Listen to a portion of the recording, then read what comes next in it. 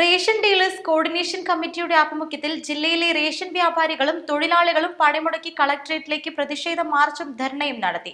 Coordination committee സംസ്ഥാന working chairman Kadampuzha Musa സമരം ഉദ്ഘാടനം ചെയ്തു. റേഷൻ ഡീലേഴ്സിന്റെ കോർഡിനേഷൻ കമ്മിറ്റിയുടെ മാർച്ചും ധർണയും മലപ്പുറം ജില്ലാ ഭരണസിരാ കേന്ദ്രങ്ങളിലേക്ക് നീങ്ങിക്കൊണ്ടിരിക്കുകയാണ്.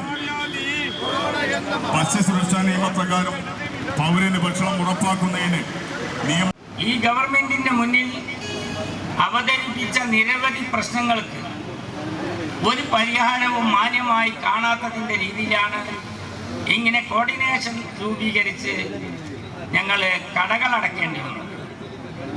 ഒരു പരിധിയിൽ അപ്പുറം റേഷൻ വ്യാപാരികൾ കടകൾ അടക്കാൻ തയ്യാറല്ലാത്ത വിഭാഗമാണ്.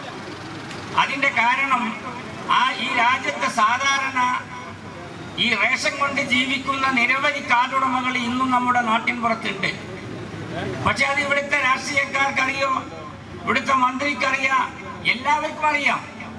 പാവപ്പെട്ട നിരവധി ആളുകൾ ഇന്ന് അടച്ചപ്പോ ഇനി എപ്പോ നാളെ തുറക്കുമോ എന്ന് ചോദിച്ച് റേഷൻ അരി വാങ്ങുന്നതിന് വേണ്ടിയാണ് ഈ ചോദിക്കുന്നത്.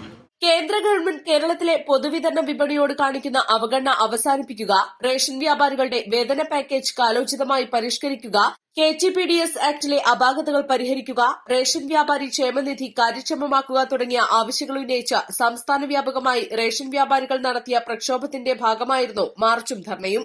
സംസ്ഥാനത്തെ സാധാരണക്കാരായ ജനങ്ങളുമായി അഭേദ്യമായി ബന്ധപ്പെട്ട് കിടക്കുന്ന 14,300-ൽ പരം ചില്ലറ റേഷൻ വ്യാപാരികളോടും അത്ര തന്നെ വരുന്ന സെയിൽസ്മാൻമാരോടും സർക്കാർ തികഞ്ഞ അവഗണനയാണ് കാണിക്കുന്നതെന്ന് അദ്ദേഹം പറഞ്ഞു. അവർക്കായി ഇൻഷുറൻസ് പദ്ധതിയോ ക്ഷേമനിധിയോ നടപ്പാക്കാൻ സർക്കാർ തയ്യാറാകാത്തത് ഇതിനുദാഹരണമാണ്. കൺവീനർ ഉണ്ണി തിരൂർ ചടങ്ങിൽ അധ്യക്ഷത വഹിച്ചു. ട്രഷറർ കബീർ അമ്പാരത, വിവിധ റേഷൻ ഡീലേഴ്സ് സംഘടനാ നേതാക്കളായ N. മുഹമ്മദ് അലി, M. മണി, CV മുഹമ്മദ്, ജയപ്രകാശ്, സക്കീർ വലാഞ്ചിറ, ഗോപാലകൃഷ്ണൻ നിലമ്പൂർ, മോയിൻ പെരിന്തൽമണ്ണ, ഉണ്ണി തിരൂർ തുടങ്ങിയവർ സംസാരിച്ചു.